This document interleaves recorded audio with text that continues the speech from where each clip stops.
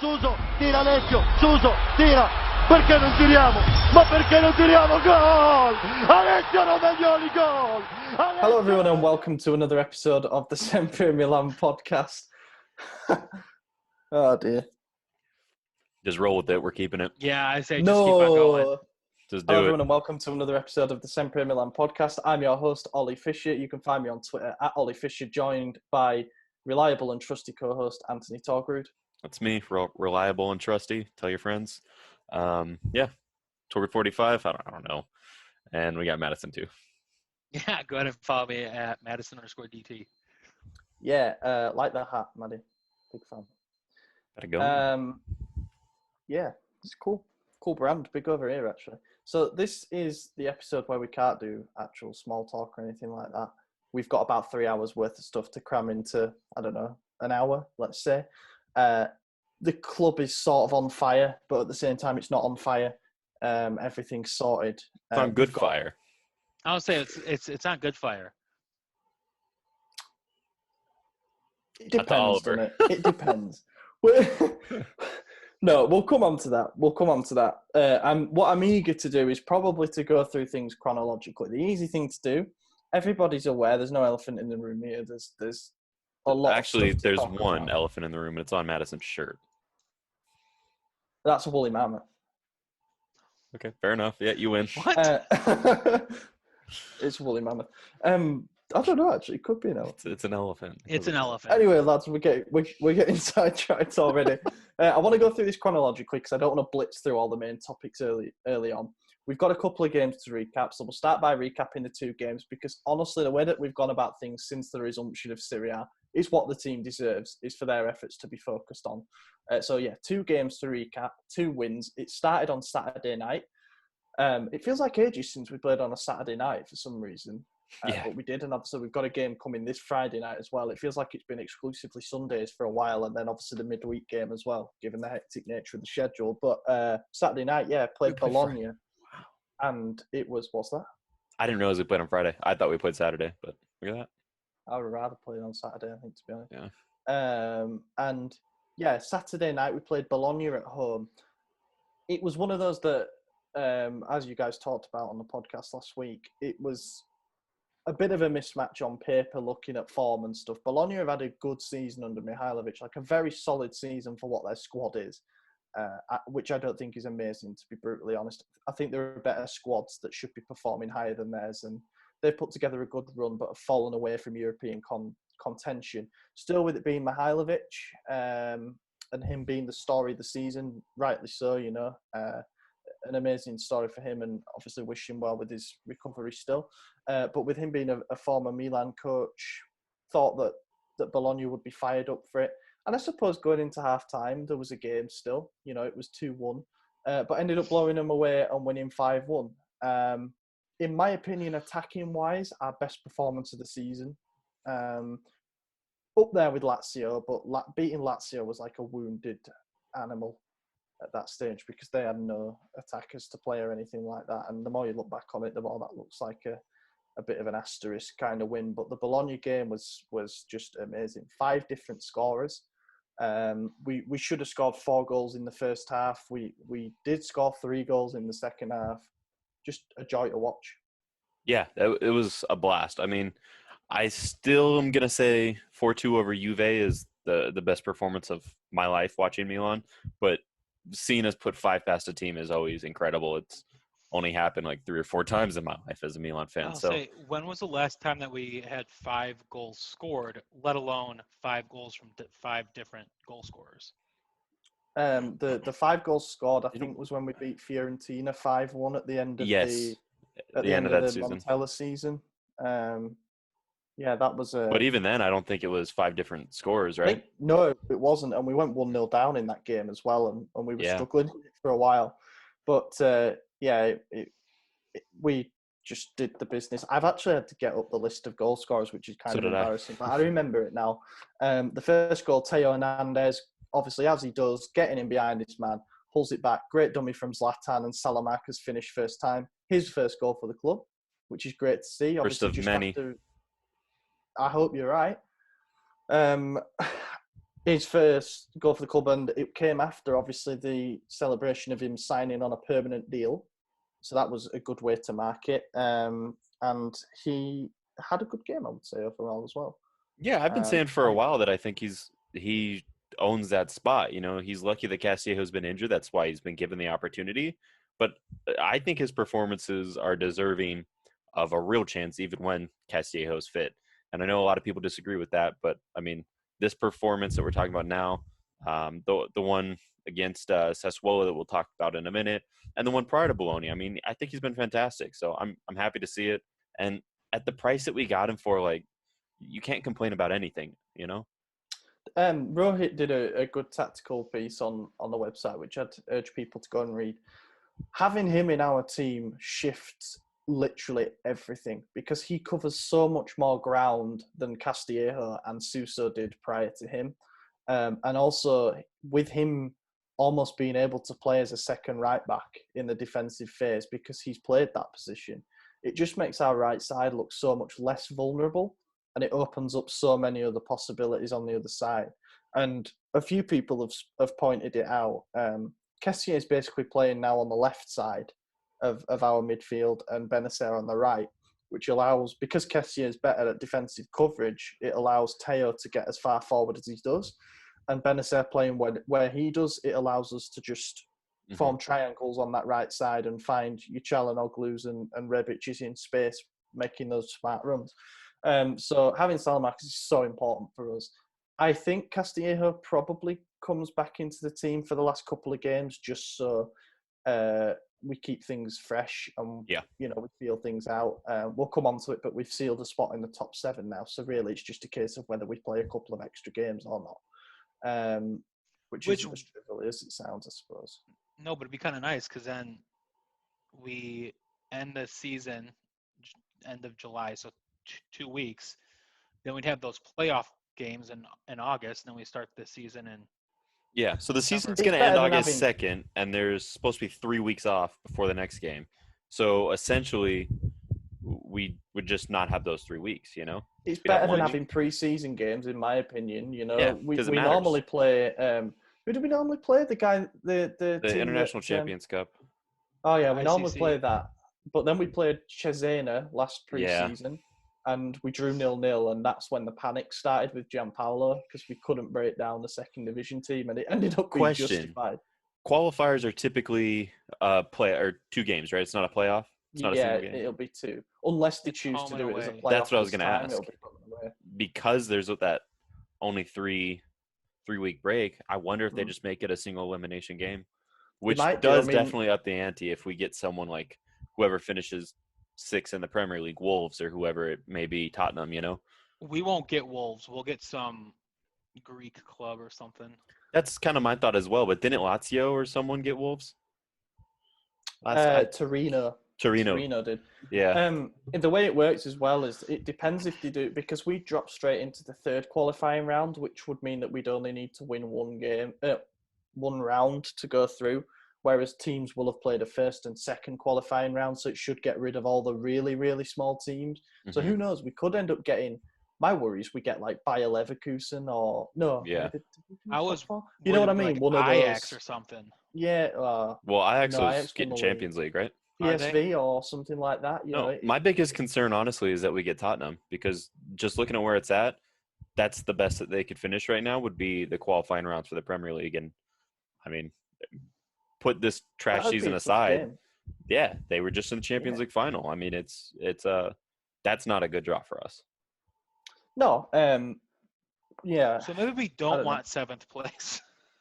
Yeah, I mean, I definitely want 5th, but I'm not going to bitch about it. You know, it becomes an issue of like how you say it as well. You know, if you look at where Pioli took over this team in 9th position and basically level with bottom half of the table, to take us into 5th would be absolutely incredible. 7th doesn't quite sound as good, but we've got every chance.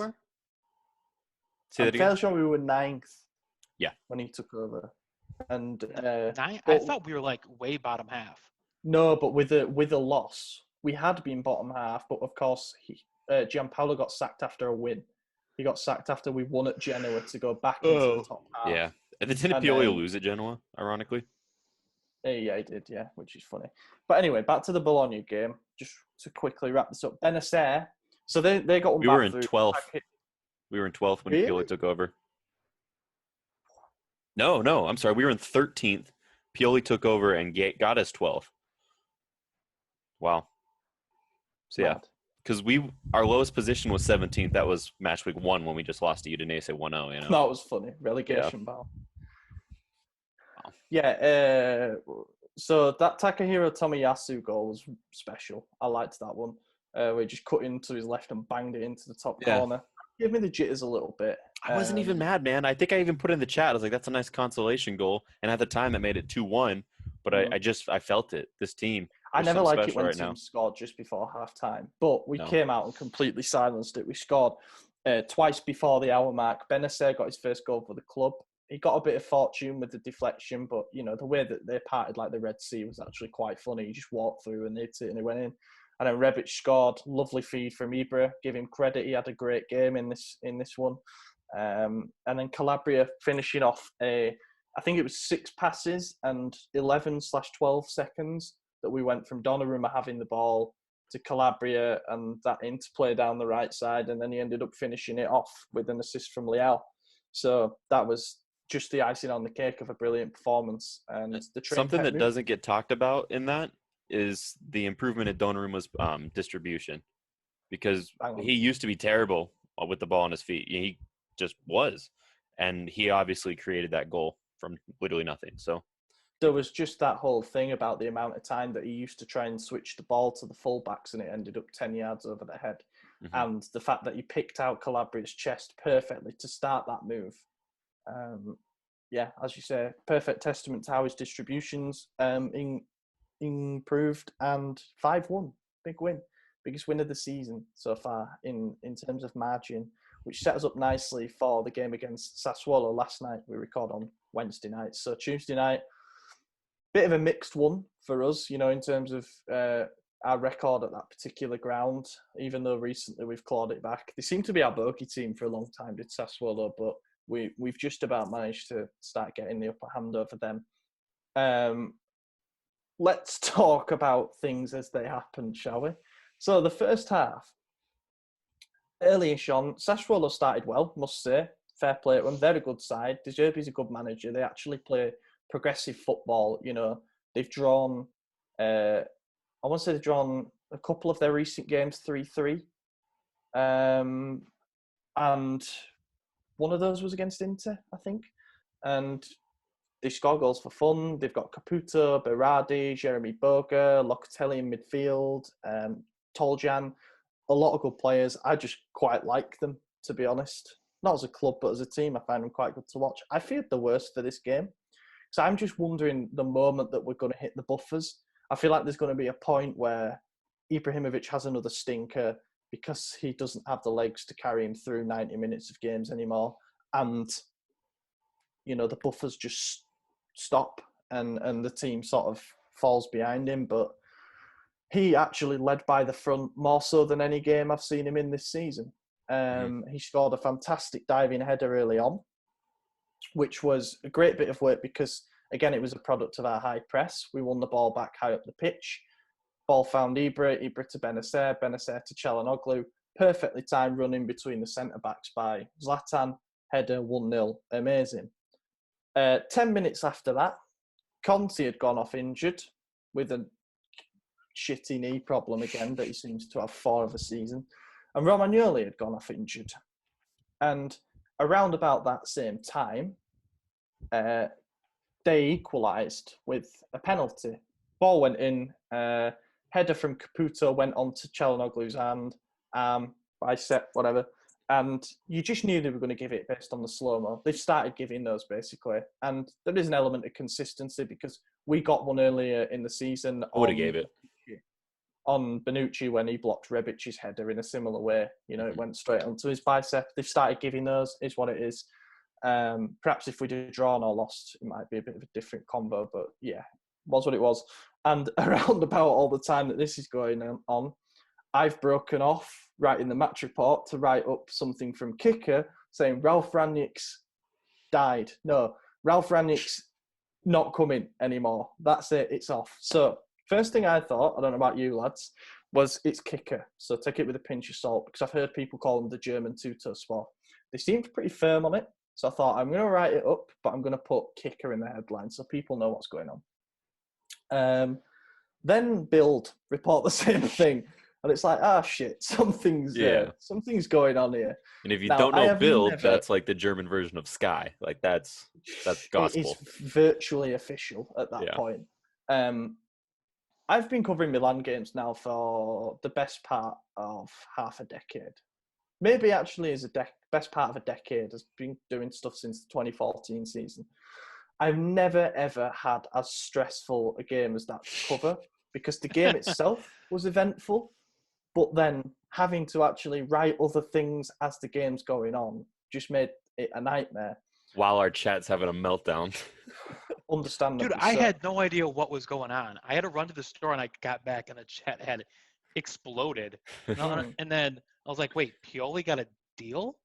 And I was like, so I think there needs to be an acknowledgement that around about half-time, so Ibrahimovic scored just before half-time to make it 2-1 to us. It was an amazing counter-attack, to be totally honest with you. Çalhanoğlu made such a clever run, but the person who made that goal was Rebic. If you watch his decoy run to drag... I can't remember his name.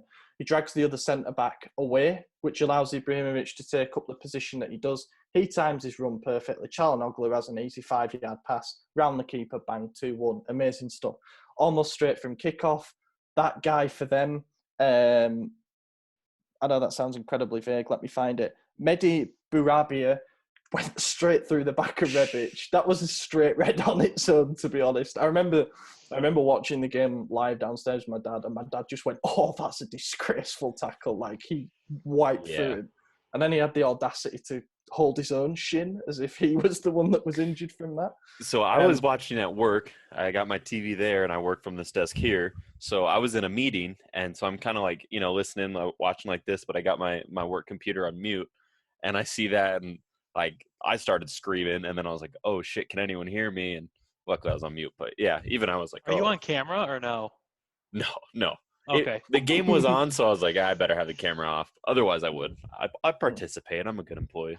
Well, I always have like my camera here and then the game right here. Oh, so you can kind of just like look to the side. That's smart. So there was the red card just before the break. So half-time, everything went to shit because other people were starting to report it. We looked for the reliable sources, Anto Vitiello and Pietro and stuff to report it. And they were starting to tweet, confirmed. Rangnick's not coming anymore. So that was incredible. Then there was that weird phase where everybody was tweeting, not only is Rangnick not coming, but the club are going to make an official statement about it after the game. And my question was like, why would we make a statement about somebody not coming unless we have to publicly declare that we've cancelled some kind of agreement that we had with him? And in legal terms, we had to do that. I didn't know. I just didn't think it'd be coming. And then in the second half, it became apparent that the thing that we were communicating was the fact that Pioli had signed a 2-year contract extension on Monday night. So I put a tweet out from Kilpin Chronicle saying, what the last 24 hours has proven is that all of the usual, people that you would say are in the know are well connected to the club. Maybe not so much Sky and Di Marzio anymore, but the insider guys, Anto, Pietro, as we mentioned, Vito to an extent, they all didn't pick up on it. Nobody knew that over 24 hours previously, Stefano Pioli had signed a new contract. And not only that, but Pioli said in his post-match interview that they'd been negotiating it for days. So it goes to prove two things. One, it wasn't a sudden rash decision off the back of the Bologna game that Gazidis has turned around and said, we don't want Rangnick anymore. And two, this new management, this ownership structure are very, very good at keeping important news under wraps. I think back to signings last summer, And I think, yes, Benacer was leaked well before. You know, we knew he was signing before the African Cup of Nations, which was a godsend in the end. But Teo Hernandez, everything came out in a very short period of time when it became apparent that Maldini was in Ibiza all of a sudden negotiating with him. The Rafael Leao thing was wrapped up very quickly. You know, not many people knew much about that before. The Rebic thing, again, happened very quickly, given it was a loan swap, fair enough. And the January deals, the Kier thing, as soon as Caldara went, bang, he was in. Yeah. This management are very, very good and very efficient at getting things done. And I like that. Now on to the important thing. We won the game 2-1, by the way, but it really felt like it was an afterthought at this point. We ought to talk about a couple of things. Teo Hernandez. Real quick, did you see Zlatan's reaction during post-game when they told him that Pioli got the renewal? His face, oh my God. It was something along the lines of... Yeah. Which is what he wanted. So for those who aren't on YouTube, I did a startled face. Apparently, he got told about it, and he said, "Oh, is that right? It's news to me." He kind of dismissed it as if it was rumours. And then after the interview, he asked the guy, he's like, "Is it true? Has he actually signed an extension?" And that's when he pulled that face. He's like, "Yeah, it's official." I've seen a little video clip. Yeah. So that's what happened immediately after the full-time whistle, pretty much. It all came out that Stefano Pioli has signed a new deal until 2022. His previous one ran until 2021, but of course, that was because of an option, which meant that he would have left if we didn't qualify for European football. So extended it to 2022. Gut reactions, raw emotion, let it all go. What do you think? AJ, you can go first. I wanted Rangnick. You know, that's no secret. I was all about it. I made those videos for a YouTube channel that are now pointless. I'm hiding those, by the way. Yeah. I really wanted him. I think he's revolutionary, and I think he would have been a great fit. But like I said the last couple of weeks, Pioli's definitely earned recognition. I don't know if he deserves another year because we saw what happened with Gattuso when we gave him one, and we saw what happened with Montello when we gave him one. Like we've seen it before. He doesn't have the greatest track record at longevity. I don't think he's ever stayed at a club 2 full years before. But at the end of the day, like, how do you not reward him for his work? You know, we kept saying, like, it's sad. It's kind of a bummer that we're getting rid of him, but he's going to get a great job. But that wasn't because I wanted him to stay. It was just because I think he's definitely earned something. I don't know if I would have went with it. I kind of think it might have been the wrong move. But the one positive takeaway is continuity. If we stick with it, if we continue with the way we're working, with the same core people on the pitch and just build off them, then who's to say that we can't do something, you know, not Liverpool-esque, but like a 5-year plan. If we just commit to one instead of going through a rough patch and saying, fuck it, scratch it, start over, like we've been doing the last 8 years, then maybe we could pull something out of this. Is Pioli the guy that's going to win us the Champions League? I really doubt it. But he might get us to the Champions League. And I think that's the key point, is this is the transition phase. You know, once we secure Champions League, that's when we go for the Max Allegri's, the Antonio Conte's. We're basically following the exact blueprint that Inter did. You know, they had Spalletti. He stabilized their turmoil like he did ours. Granted, they had Pioli, and then they went to Spalletti. Once they got Spalletti, they secured Champions League. Then they went to Conte, and now they're fighting in it. So it sounds like we're just following the same blueprint, and if it works, it works, and that's the most important thing. Yeah, I agree with you. I didn't know who Ralph Rangnick was when he was being linked with Milan. I knew Red Bull organization. He's the technical director. He must be really good at what he does, because that organization recruits and develops some great football players. So I was pleased, but I also had some reservations. He's coming to a league that he doesn't speak the language, and he's never competed in this league before. And this ownership is going to give him technical director and manager, so he pretty much has complete reign over football operations for the team. But I was excited because it was going to be something new.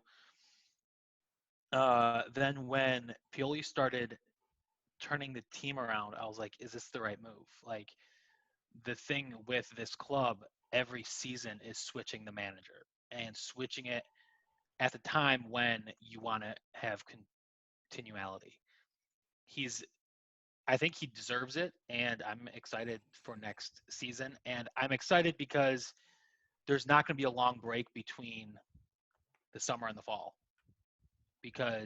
so there's not going to be a lot of time for the team Keep the to momentum lose that going. chemistry. Yeah. So I'm happy with the way it turned out. I think it was the smarter decision. And with what was in the news was true with the Milan management telling Rangnick that they wanted him to be technical director and Pioli to stay as coach. And he said no. And they're like, all right, or he walked away, that means that this management team wanted Pioli to stay enough to let him walk away from the table. Yeah, we could do an hour on this alone. It's been a difficult few weeks, months. Do we think 2 years is right though? I mean, I get one season. I think because next season was optional, they wanted to tie him down. Right, but that's the thing. I mean, he was guaranteed this next season if he got Champions League this season. He didn't. So in my head, why not do the same deal? Just give him a full year, and like if you get Champions League, we'll give you another year. I think it's just a statement to say not only are we not bringing in Rangnick, but this is our guy. Yeah, we're backing him, and I get that. I really think that is literally it. Who knows? It might come out that there is some stipulation where if in the next season we miss Europe entirely, then it was an option. It's not like we can't sack him. We sack everyone, so. I was going to say, he could just, Yeah. We actually spend more money paying managers we don't have any more than what we do. That's why we didn't get Spalletti in the first place. Yeah. So yeah, there's so many different stipulations from all this. It's been a tough few months to cover this football club from a news perspective, and it feels particularly exhausting when after all the countless hours put in, not just by me, by other writers from other websites as well. So much effort and research has been put into finding out about Rangnick and giving Milan fans the proper lowdown on what we can expect, because every single major news outlet managed to get on the same page in agreeing that it was definitely happening. He was definitely coming. The agreement was all ready. We talked about targets. We talked about his style of play, his plan for recruitment, the staff that he might bring. Everything was talked about. And then in the blink of an eye, it's gone.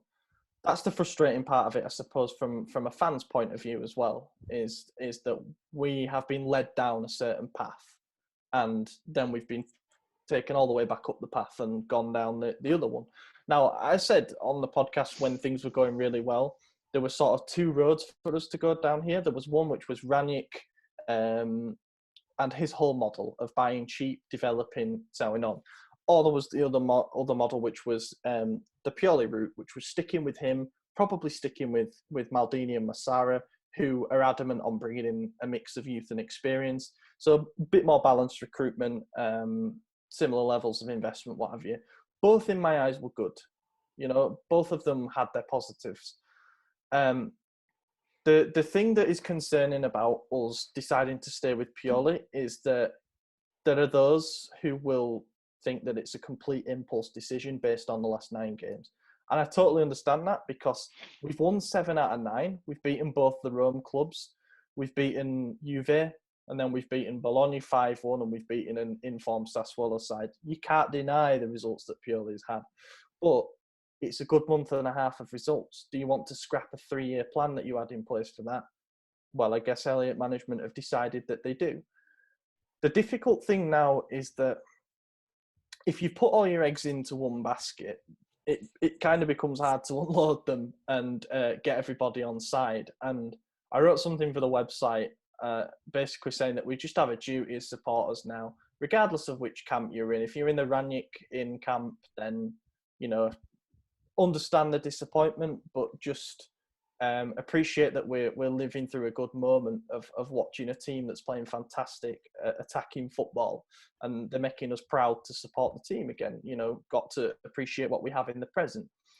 if you're in the anti-Rangnick, the Pioli in camp, whatever, great, you got the outcome that you wanted, but ultimately as fans, we all want the best thing, and that is the most successful football club that we can possibly have. Would one have been successful and the other not? Would Rangnick have come in and crashed and burned? I honestly don't think so. We might have needed a bit more patience. Down the Pioli route now, is it a guaranteed success? Absolutely not. This might just be a flash in the pan run of games. You've got to remember that he won something like 11 out of 13 during his spell at Inter, and then somehow managed to get sacked before the end of the same season. So we don't know. But what we do know is that this current group of players are good. The way that Pioli is managing them is good. Maldini appears to be a good technical director. Massara appears to be a good sporting director. The summer recruitment was good. Benacer, Teo Hernandez, Rafael Leao, they've all played an important part in the season so far. The scouting team are good. So the problem for us over the last few years has been a lack of continuity, a lack of seeing things through when we actually have something good going on. It was the thing that's maybe made us regret letting Gattuso leave, and it may have been the thing that made us regret Pioli leaving. He could have gone to another club. Fiorentina was mentioned, and understandably so, and done a fantastic job. He could have done, and we could have really regretted it because Rangnick could have set us back a year. We don't know now. The past is the past. Links were links. Whether there are agreements, pre-agreements, whatever it may be, everything's ripped up now. We know which direction we're going in, so we might as well all just get behind it. They haven't given us a reason not to. It's not like we've lost 4 games in a row and they've decided, no, we're going to stick with Pioli. We're a machine at the moment, and why would you want to turn it off? I think we're the second best informed team in at least Serie A right now, behind Atalanta, and we'll find out. Possibly Europe. I mean, the difference between us and the other hot clubs right now is we're beating the top clubs. We're look at the top 7. Obviously, take us out of it, so the top 6. The only ones we haven't beaten, Atalanta and Inter.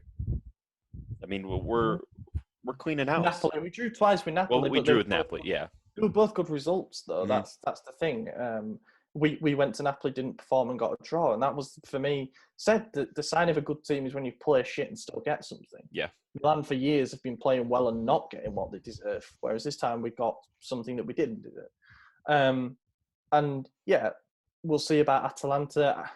I don't treat it as a proper game because it sounds like we're going to be without our entire back 4 and we're going to be without Benacer. So it's going to be a bit of the unbeaten run probably comes to an end on Friday, but we'll come on to that game. What I will say is there was a striking image to try and sort of encapsulate everything into one. There was a striking few images posted by the club's official account this morning of all the players at training.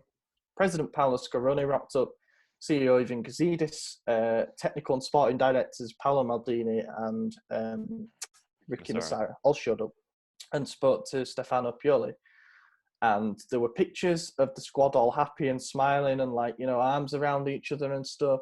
And then obviously Donnarumma got presented with his 200th appearance thing. Amazing, by the way. Should just say congratulations to GGO. At the age of 21. Team. And had the armband. Yeah. Obscene, really. Obscene. We take for, I think sometimes guilty of taking for granted that we have just... Undeniably, is it undeniable that he's a club legend already? I mean, he's the best goalkeeper we've had in over a decade, if not multiple. If he, that doesn't make him a legend. If he gets through his career without doing anything controversial, like moving to Juve in a few years, then yeah, he will establish legend status. Not only that, I'm fairly confident he'll break records for Serie A appearances and stuff like that, assuming that he stays with us for his career, which I really hope. He's already a third of the way there, pretty much. Yeah. In 4 years. Mad, he's 21. I know. Yeah. Now think if we actually have a third competition, he'll blow through him, He'll literally walk it. So yeah, it was good as well that it came against the team versus whom it all started. He made his debut against Sassuolo, so that was nice. That was nice, and a win. A win. That was the most important thing. Fair play for that. But the pictures came out, everybody was happy and smiling, Gazidis had his arm around Pioli, and you just got the opinion that this negative image has been painted by the media. And I acknowledge there are people who probably be screaming, oh, as a website, you cover all that. We have to. If Sky say that things aren't great between directors at the club, we have to report it. We can't just not. We're not club sponsored. We have to report these things. We don't have to, but then we wouldn't be reporting anything. So yeah, it's difficult when there are so many places saying that there are fallouts going on between the senior management. Maldini has a different vision to Gazidis. Maldini's fuming about Rangnick. Boban's going because he hates everybody. He hates everything. It was different, It's like maybe all we've Boban heard about was the issue, or Boban was the issue. Well, yeah, I mean, he was a hothead. Now, he was a hothead on the pitch too. The idea of him coming back has been very firmly quashed. Also, he might still leave Maldini. Maldini might still leave, as well. We ought to acknowledge that. The fact is that things still went behind his back. The Rangnick thing did still go behind his back. So he might still go out of principle, but I think there's a damn sight better chance of him staying now. Yeah, the whole media attention had been about how everybody at the club hates each other and that the team were performing well despite it. Those pictures came out and I feel like everybody's mood lifted, as if to say, okay, this is it. The dust has settled now. This is the group that we've got to get behind. And they're giving us plenty of reasons to get behind them. So I feel positive. I feel optimistic. We don't know how the Rangnick thing would have worked out. We're back in something that at least over the last 6 to 8 weeks has worked out. We're getting the consistency and the continuity that we've always craved, and we see what happens. We see what happens from here. So yeah, that's it. We're going down the Pioli route now. That's that done. Does it make you wonder? We've speculated for weeks and weeks about potential sale. And go on. I know. I'll just let you take it away. Yeah, I'm all about this. So Braida the other day made some comments about Rangnick not knowing our football, and everyone just kind of took it as Italian football. But what we also know was that when Arnal was interested in buying Milan, and he was tapped to be the sporting director with Max Allegri as the manager. And we know that from a very credible source. But now he's talking about this on the same day that Pioli's contract was signed, not the day it was announced, though. So that's interesting. 2 days before it was announced was when it was signed, and those were when his comments came out. That adds up there. What did he say? He said Rangnick wouldn't fit for Milan because he doesn't know our football. He doesn't know our system. Oh, okay. He basically said what Maldini said before. Mm-hmm. About, he's not a manager for Milan, which is understandable. I mean, he's allowed his opinions and stuff. Right. But also worth mentioning that Arno's yacht was spotted in Italy last week. So Did not know that. You tell me. Well, who is it came out? Oh, I can't remember her name. Corona. Corona. That's a virus. No, I will find it. Give me 1 second. There was a journalist, basically, who has covered the team for 25, 30 years now, who was basically insinuating that this change of plan from Milan, it points towards a sale of the club. Mm-hmm. I can't find it. Well, and the final hurdle that we knew of that had been reported multiple times was the stadium. We know that's going forward now. That's been confirmed.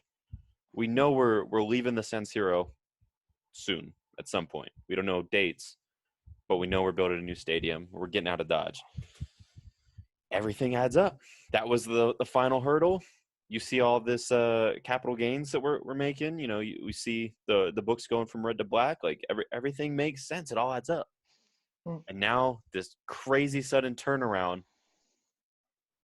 I don't know. Might it be that, there was sort of two different timelines set up. There was one where the stadium project took a long time and we maybe didn't break ground for 3 years. So Elliot thought, well, in that period of time, we might as well increase the value of the club by being smart with the balance books. Who can we bring in on the sporting side to oversee that change? It's Rangnick. Let's bring him in.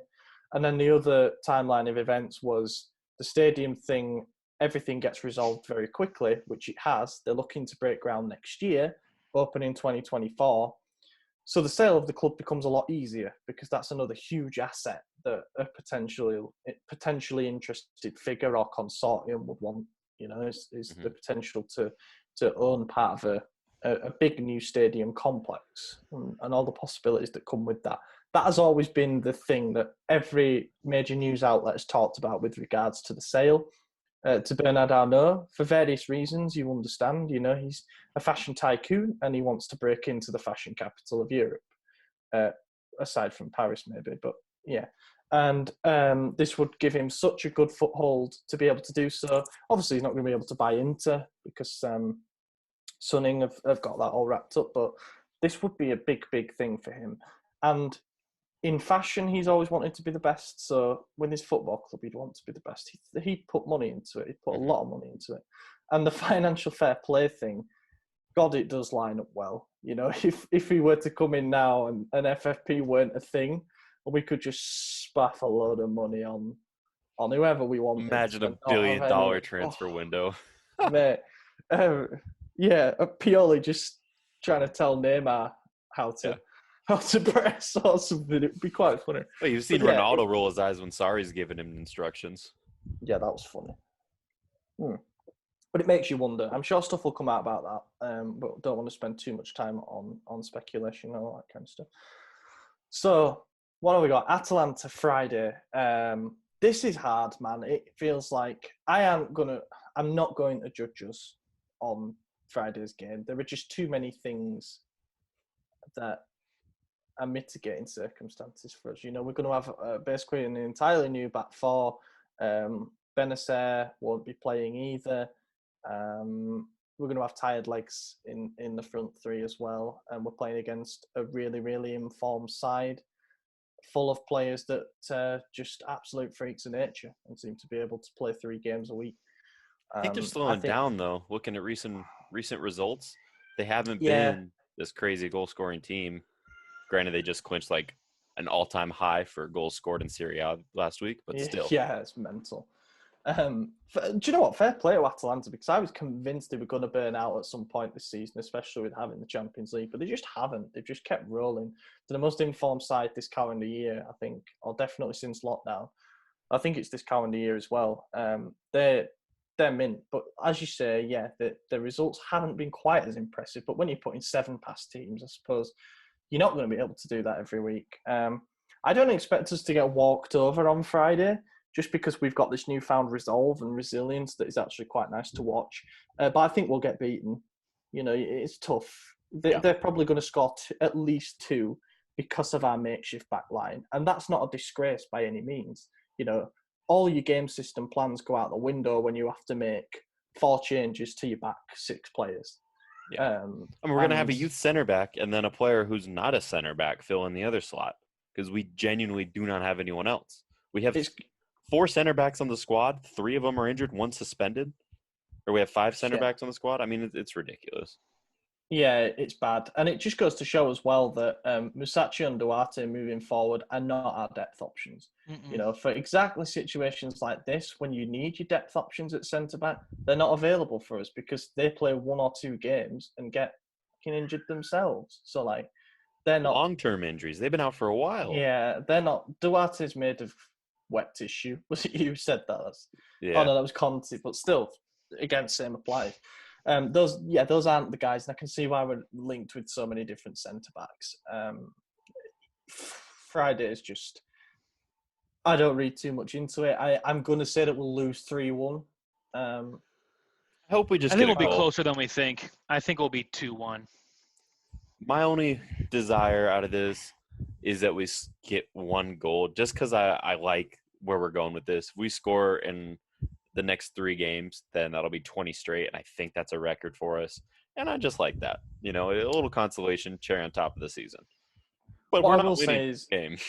if we get any result out of this game on Friday, I'd be happy. It will be perfect evidence as to why we've chosen to stick with Pioli, because there will be some kind of tactical masterclass involved, without a doubt. It will probably mean that we spend as little time with the ball in our half as possible. And it will involve a lot of different, combinations, whatever going on up in the other half of the field. It'll involve probably us playing a low block, and we'll have to see how we get on doing that. It will be a masterclass if we get anything out of it. So I'm interested in that sense. I like the idea of him sending out Laxalt, Gabia, I don't know, Calabria and Conti as like the four defenders with maybe Calabria as a centre back, and saying, lads, do something stupid and keep a clean sheet. And they're just like so fired up that they're like, you know what, yeah, let's. And it would be hilarious if we did something like that. Calabria and Conti, both on the right side like that, we're giving away a handball pen. It's just the only thing that's going to happen. Absolutely. It's bound to happen. Actually, one each. Yeah, they're going to head it to each other and just head it to the other person's arms, no matter what. Like, they'll both jump into each other. They're going to T-pose the whole game, just take shots to the arm. It's going to be bad. Yeah. So let's just preview the one after, because we'll have that as well. But prediction-wise, real quick, you said 3-2, Maddie. You said 3-1. I'm going to say 4-1. It's going to be bad. Could be pretty bad. The entire chat predicted a Sassuolo loss as well. Not me. I said we were winning that. I said fuck them. Really? Fuck them all. Yeah. The rest of us were just like, yep, we're losing it. Yeah. I was looking, Sampdoria, I put a tweet out praising them for the resurgence that they've had they've won 4 of the last 6 or something like that. Yeah. They were on a very good run post-lockdown. They were really, really in peril. They were 20th for some time. Ranieri came in. Took a bit of time to get going, but now he has. Now he started playing the younger players. They've had a big, big upturn. And I just looked, and they lost the derby to Genoa tonight 2-1. So perhaps they're not as fearsome as they made out. I look at their team. Aldero in goal. Maya Yoshida, he wasn't good enough for Southampton, and he's ended up there, but whatever. Omar call it. Carol Linetti's good. I like Martin Thorsby. Jakub Jankto is a player that Milan were linked with a lot. I like him. Gabbiadini was actually a solid Prem player again for Southampton. And Bonazzoli, who's one of the better young strikers in the league. He's having a bit of an emergence this season. Don't strike fear, So let's say... who's going to be back? Benacer will be back. Teo will be back. Romagnoli's done Kier for the will be season. back. Right. So what we're That's looking the only at loss, now really. Is a Kier-Gabbia partnership at best for the rest of the season. Unless we decide Duarte is the guy. He's not fit. He can't come back. Don't think so. It's going to be Kier and Gabbia.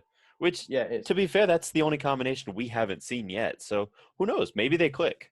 I'm not too worried about that That'd game. be nice. Yeah. I think that's we'll see. One gap in our back line. Granted, it's literally in the middle where we need it the most to not have a hole. But I don't know. I think the rest of the team is going to recognize that. And you're going to see Benacer dropping a little bit deeper, Kessie dropping a little deeper, maybe in switch sides, like you said, to help Teo get forward. To strengthen that right side as well with Conti and Salamakers going forward. I don't know. I'm not too worried about it. I think Gabbia can get the job done. But it'll be interesting. Yeah. And I'll leave it at that. It'd be a proper test for our depth, a real proper test. Well, I'm going to say that's a 2-1 win. I think 2-1 win. 2-0. We'll get a clean sheet. Yeah, nice optimism. With a Kessier screamer. Also worth mentioning as well that Samp play 2 up front. So that will be a real handful. But we'll see. We'll just see. Questions. Time for questions. There are other news things, but I've got a feeling that they're going to be asked within the questions. So let's roll with it. Legend of Selva asks, even if we lose to Atalanta, how confident are you for 5th spot considering the games that Roma and Napoli have left? So I think we can get it. Yeah. Me too. With 3 games to go for all of us, I've learned not to try and predict things because pressure does funny things to different teams, And we're a team that crumbles under pressure. Yeah. For what it's worth, I think Right. best case scenario, Milan win 2 out of 3 of their games. And then Roma have got Juve in one of their games. Yeah. So we're hoping that might be the game that clinches Juve the title, but they might have already done it by then. And then Napoli will Inter see. drew today too, didn't they? So yeah. Does that mean they win, Juve, or are they a win away now? Let me see. I think they're a win away. Well, they have a game in hand. So if they win, then it's done. It's game. Because they'll be on 83, and there's no way they could come back. Well, I guess Atalanta could. It'd be 2 games, yeah. There'd be 2 games away. Tie it so up, it could be the Roma game. It could be the Roma game, does it? Yeah. And I mean, I think best case for us is 2 out of 3. Napoli's starting to slow up now. We're finishing above Napoli, and here's why. It does not matter where they finish. They have direct group stage Europa League. They cannot get Champions League. They're literally playing for nothing right now. And the next 3 games, they're in the Champions League. Lazio. Like Napoli's focus will be on that second leg against Barca. Yes. I'm sorry. I thought you meant in Champions League positions. Oh, yeah. No. Yeah, they'll have to think about that as well. That's the most important thing to them. That's their qualification to Champions League is winning it. They're not going to, but that's their objective, None of the other stuff matters in the season. And going against Inter, who's fighting for the title, Lazio, who I think's mathematically out of the title now, but if not, then, whatever. They're fighting for a top spot as well. There's no way Napoli's finishing above us. Roma has Juve. I think they lose that. And they have another game that I don't think is easy either, don't they? Don't they have they have Torino and Fiorentina. It's not the easiest schedule, but it's definitely not like the world's hardest. No, it's not. You don't know, man. Fiorentina are a bit of a wild card. Like they always are. So are Torino, honestly. For sure. I mean, Belotti could just have a game. Whereas you think with Milan, Atalanta, whatever we've talked about it, it's a bit of a different game. Mm-hmm. But if we don't beat Sampdoria and Cagliari at home, then we don't deserve to finish 5th. I agree. The rest can take care of itself. If we win those 2 we could games, also win on Friday. You guys never know. That's true. We could pull a win out of and if we do, then I'll be very confident that that's where we're heading for is 5th. It would be such a big result. But on the flip side of that, if we don't finish 5th and we get qualification and we lose and we don't make it to group stage, then we didn't deserve it anyways. We should be winning any qualifier, except for Tottenham if they get it. True. That's a tough game. That's a tough game. It is a tough game, yeah, but I just don't see that. We should still win it. On some team from Cyprus, and then I'm like, yeah, I'm gonna go watch it. Same question, Legend of Silver. Transfer-wise, given the choice, would you take Szoboszlai? Oh no, Dominic, because we've been picked up about his pronunciation. We've been told about 3 different pronunciations. Szoboszlai. Yeah, because the SZ makes a normal S, and then just the solo S makes a ch. Yeah, listen to the Hungarian guy from Austrian. No, there was a Hungarian guy and an Austrian guy. And big props to that guy, because he got my bad for calling you Australian. That was funny. That was great. That was joke. I saw that. I was like, of course. Culturally couldn't get 2 more different places. No. Szoboszlai or Depay. Let's say they both cost the same. I think they would play totally different roles, so I'm going to go with Szoboszlai. I think that's the way to go. I think that's just a position that needs more reinforcing. Same. Well, I guess in our system, they might play the same spot. They would take Salamakers. I was going to say, I want to see what the system is now Rangnick's not coming. If we're sticking with this 4-2-3-1... We've been killing it. Do we need a left winger anymore? Or is that Rebic's spot? Do we need a playmaker anymore? Or is that Çalhanoğlu's spot? I agree. So what do we need then? A right winger? We need someone because while great, Salamakers is not going to be the guy. We know that he might become the guy, but he's not right now. Mm-hmm. So, and I don't think Castillejo is either. He had a few good games, but he had a lot of not so good games. So, plus he's long-term injury. Granted, he's coming back for Atalanta, but still long-term injury. We need a third person there at minimum, whoever it is, and it makes sense to get someone who's better than what we already have instead of going for depth. There's only so many cut price deals we can make that work out. Eventually, one's going to be a bum, and they're bums most of the time. Just the last few may have worked out. Yeah, exactly.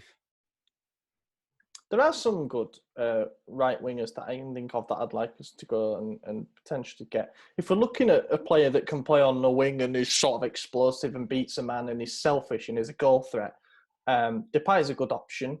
As is someone like Jeremy Boga, having a great season. I would love Boga. I could throw a name in the hat that would fit the team perfectly, that isn't getting play time, that is incredible, but we cannot afford him or his salary, Gareth Bale. Why not? The last bit means that I'm not going to say anything else. Yeah, I wouldn't even want him. He's a joke. I mean, he gets. And he's also injury prone. I'm not when he's been sitting on the bench for 6 months. Yeah. Do you see him on the bench just sleeping? I don't want to play. What else is he going to do? Zidane told him to leave the club. He's not going to play. It's like, dude, that's so immature. He prefers golf to football. I would too if I was playing there. Anyways. So, I think if we're going for a right midfielder, right winger to fit the system we play at the moment, then there are options out there. I also wouldn't be dead against Berardi, to be honest. He's had a bounce back season and he looked like their best player, without a doubt. Wasn't he like, I could have sworn he had something with Juventus for like years. Why he's an Inter fan. Well, I know he's an Inter fan, but I thought he was like owned by Juventus, or they bought him. It was a co-ownership thing or something. Wasn't it? One of those weird. It was weird. a Demiral thing as well. It was like that. And then Sassuolo got it. Yeah. Yeah, and he's got combined 20 goals and assists this season. He's kind of gone under the radar, but he's had a really good bounce back season. So he might be talked about more again. But if we're going for a right winger, then I don't know, somebody like that. Where are we now? Christian Espinoza. How nervous are we that Benacer gets bought this summer? He says by Man City, but by anyone. He won't go anywhere. I mean, I think if we're as serious as it sounds like we've committed to Pioli, now let's commit to building this team. We won't sell him. But at the same time, Man City's capable of offering way more than he's worth, and we all agree he's worth a lot. If they throw out something like 70 mil, then yes, take that shit and run. Spend 35 to 40 on Tonali or 25 on Bakayoko, and it's a slight downgrade, but we got a ton of money. You know, I could see that happening. Other than that, no, he doesn't leave. He says here, does Christian in the question, would it be okay if Tonali came in as his replacement? I was just going to say the only terms I'd sell Benacer on, given that his release clause isn't active until next year, 50 mil release clause. He'll sign a new contract before that's active. Or renegotiate it to get rid of it. That would be ideal. But the only terms I would sell him this summer is if we knew we were getting enough money in to get two players. Yes. You know, to get Tonali and Bakayoko, to get two players that are going to definitely play well, not like questionably play well. Yeah, not like Tonali and Koopmeiners or something like that, right. You know? Well, that's the other thing, too. We need more depth in that position. We can't have 34-year-old Bilia and bang average Krunic being the immediate substitutions for our midfield. It's not good. So Biglia's leaving, man. Don't even joke about him being here next year. That's true. I just forgot, honestly. Which means we need another one. Oh, yeah. Do you think Bonaventura stays now? Yeah, I think he gets a renewal. It'll be a short one, and it won't be worth a lot, but I think he deserves it. Totally agree. This is a good question from Alvin. Who influenced our good run more, Pioli or Ibrahimovic? Ibrahimovic. Pioli. The second Ibra got to this club, things changed. From the fans to the performance to the results to the smiles on the management's faces. And I think Pioli's obviously done a great job, but there's no denying the off-the-ball impact that Zlatan has at the club. I've said it a million times over. I think he's had the biggest impact. Ibrahimovic is like hiring a manager. Mm-hmm. You know? He is the best out-and-out number 9 in Serie A still. He's right in what he says, that since he arrived, we're third in the league in points. And, you know, if he'd have been here sooner, who knows what that could have become. But I'm going to say both. And I know that's a boring response, but I think that to exclude one of credit because of the other would be unfair. I think agree with that. They've both done bits to transform the club. You know, they both came in Pioli definitely did in October and inherited a squad that was very psychologically damaged after a wasted pre-season and a bad start to the season. Pioli got us back up to a certain level, but then Ibra came in and probably still saw a damaged and vulnerable group of players. And he has got them, with the help of everybody else, up to a position where we are now, where we're able to compete with literally anyone in the league and beat them. And that is something that is a champion mentality. We talk about it. We talk about it like it's this thing that doesn't exist. Like it's this, he's got this leadership, he's got this experience. It's a very, very tangible thing. You look at him on the pitch, the way that he barks at players, but also the way that he praises players when they get passes right, for good bits of vision, for fighting for balls. It's like having a manager out there on the field. Except this manager is the guy who's won everything. Mm-hmm. Like, you trust that guy. And everybody in the squad seems to love him. Well, and even you see what he's doing. If he's not contributing to goals, he still kind of is. There's always going to be two defenders on him. No team in the world is not having Zlatan Ibrahimovic double man marked. And that's going to open it up for Kessie, Çalhanoğlu. Exactly. It's because everyone else is contributing now. And they're getting those shots because Zlatan. So my worry is that I think he'll stay now. I think he'll sign another year extension. That's my gut. It's not based on anything. My worry is that we attempt to depend on him again next season because, as we've seen, he's one not even that serious injury away from everything kind of falling apart for us. So I hope that we don't lean on him too much again and we still go out and get a good centre forward. And somebody who can learn from Ibra and is more than capable of taking those spots. But you just can't replicate the impact that somebody like Ibrahimovic has. You really can't. And I really hope he stays now. I do. I've criticised him this season since he's been here. There's been performances where he's looked disinterested. But ultimately, somehow the team's been dragged to the position where they are, and it's a good position, and it's a fantastic run of form. And I think he deserves his plaudits because when he's played well, he's played brilliantly.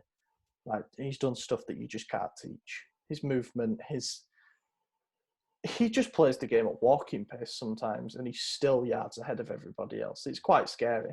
Keep him. Where are we here now? So Tommy Tank says, do you think Ibrahimovic and Maldini staying at Milan next year is fundamental for our continued growth, or can Pioli do it alone? No, I think they're fundamental. I think they need to stay. They both have to stay. And so keep the band together. Yeah, exactly. So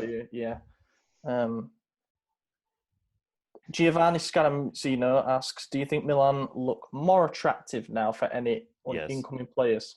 Absolutely. I do too. Yeah, I do. The football's great. Before it was like, this is a great club. Look at our history. Maldini's our sporting director. You get to meet Maldini, have lunch with Zlatan. Now it's like, we play better than anyone. Sounds like something you win in a charity competition.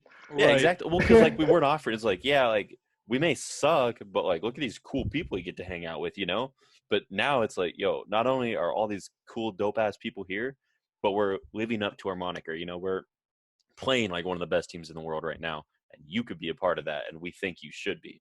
And they'll be like, wow, thank you. And they join. We've seen the personal persuasion powers that Maldini has. We saw it with the Teo Hernandez deal and other players who have said that he has an impact. When you're a defender and Maldini's coming to recruit you to play for his old club, it's probably so hard to say no. Yeah. I also think, and again, I tweeted about this earlier in the week, I also think that we should give Chief Scout Jeffrey Moncada a lot of credit, yeah. We got him from Monaco, and he was the guy who won a lot of talents for Monaco. Your Mbappe's, your Fabinho's, Bakayoko, when he was there the first time around. And he seems to be doing a pretty good job, that yes, there are question marks over Duarte and probably Krunic, although... You're not going to get everyone perfect, though. Exactly. No, and, there's been injuries for Duarte, so kind of whatever. And Krunic has kind of played the role that we thought he would, off the bench for the last few minutes when we've got a lead and starting the odd game, and he's looked pretty tidy during that period. I mean, that's what you get for €8 million now. Duarte also looked good when he played. He did not look terrible. he just got injured very early into his stint with the club.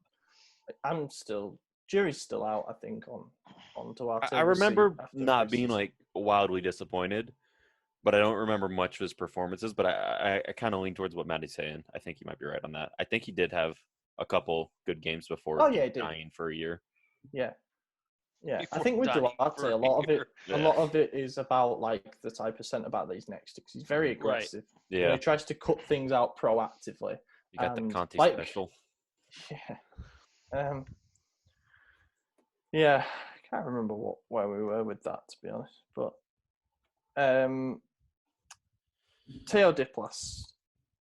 What about going back in for Anthony Robinson from Wigan? Now, the reason that I ask this, I mean, it's probably for you two guys, it's a meh, whatever.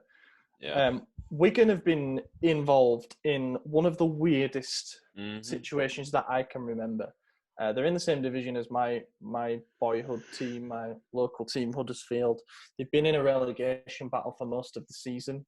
And then they started to climb well clear, like 10 points clear of the bottom three. And then they went into administration, which meant that they got 12 points deducted. As it stands, they've been relegated because of that points deduction, but I think it's going to be appealed, whatever. They've had such a good end to the season, despite all the chaos off the pitch. Anthony Robinson has been incredible during that run. Like, I'm not surprised to see some of the teams that are now supposedly interested in him from the top flight. You know, there's been talks about Leicester being interested in him as Chilwell's potential replacement. And I think we might live to regret not getting him, you know, when we did. Yes, I he think would have been Everton back might up, live to regret selling him. possibly. Yeah, you know, yes, I look he at would have been the back Kier up. deal and the Salamakers deal. Maldini pulled those off, and we all were kind of like, well, what the hell? Like, this isn't worth it. You know, Maldini wanted another fullback, a cheap one, and albeit an American, which a lot of, you know, football fans will say is a bad thing, but, you know, hey, here we are. But I don't know. How could you? He's not even American. He was born and raised in England. He just has an Doesn't American matter. dad or something. Doesn't matter. USA. Well, Pulisic is Croatian, but well. That's not true at all. That's not. He has a Born in Croatian Pennsylvania. grandfather, Yeah. but he was born and raised in Pennsylvania. He's Croatian. Like Ibrahimovic is Bosnian. Move on. Okay, well then I'm Italian. Yeah, and I'm Like, Hungarian. okay, yeah, cool. Like whatever. Armenian, innit? Both. Oh, that's interesting. But we're going for a Hungarian player. So. Anyways, yeah, I think we go back for him. I think with Wigan collapsing and the fact that he was already dirt cheap, it makes no sense to just go in and get him again. We need someone for that position. We're getting rid of Calabria, so we're going to have one right back. So we're going to need a backup, which could be Anthony Robinson, and then we could get a starter who could be Emerson from Betis or Barca technically. But yeah, so I think it's a good idea. Get him, go USA. Good player, yeah, good player. Go If he's happy to shadow Teo Hernandez, which I get it. I mean, we're going to be playing 50 games next season, assuming we get into the Europa League and stuff. So he would get games. He seemed keen to make the move last time around. We did him a massive favour. I know that's the wrong way to phrase it. No, not that. Like, we found his heart problem that he didn't know about before. Yeah, he could have died. I don't want to say we saved his life or anything, because you never know how it's going to be. But he owes us his life. It would be great if it came full circle and 12 months later he ended up joining us after everything. A player like Oliver, I don't know if you know who Clint Dempsey is, but he had a heart murmur his entire Clint career. Dempsey is. And he found it his last year of his playing career in Seattle. Yeah. Like, how do you go 35 years? Yeah, that is weird. Those as a professional player. Because a heart murmur is something very easy to identify too. Right. Yeah. Yeah, I think we're in agreement that we need a new backup left back, and he's the guy. That might be it. I think that's it. We got a few questions saying, what does this mean for Szoboszlai? Everybody seems well hyped about this guy. I'd like to remind everybody he is 19 and he did just play in the Austrian Bundesliga. But he did have a fantastic season. Technically, he looks very good. He looks like a good playmaker. You can't argue with what we've seen. I'm just saying that, like, he shouldn't be the focus of everybody's transfer windows. You know what I mean? Like, I think we might, if we're going down a different direction now, they're going to be exciting targets. You know, Florentino Luis might come back into fashion, and he's doing it for Benfica. He's done it at a higher level. Tonali will probably come back. I've seen stuff about I've seen stuff about Castrovilli again from Fiorentina, and I've seen something about Federico Chiesa today as well. You don't like him, do you? No. His name translates to church, which I find a bit weird. So Don't sign him. someone said about bringing back Locatelli as well. Yes, 100%. Mega no. You don't like him. Correct. At all. I do not like him at all. Although I will say, his hair and his beard from the last game, I was like, oh, he looks decently good. Like, he doesn't look like a little kid anymore. He's a better player than Andre Silva will ever be. Interesting, because they played entirely different positions. Doesn't matter. I would definitely bring back Catrone.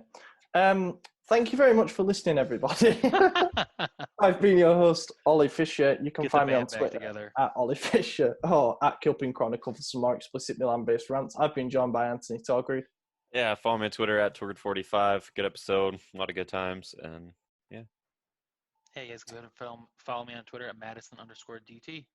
Yeah, we'll catch you in a week's time, and hopefully we've got a couple more wins to talk about. But in the meantime, let's hope that everything is not on fire anymore. Thank you for listening, everybody, and we'll catch you in a week. Said it twice. Tira Alessio, Suso, tira, perché non tiriamo? Ma perché non tiriamo? Gol! Alessio Romagnoli, gol! Alessio Romagnoli!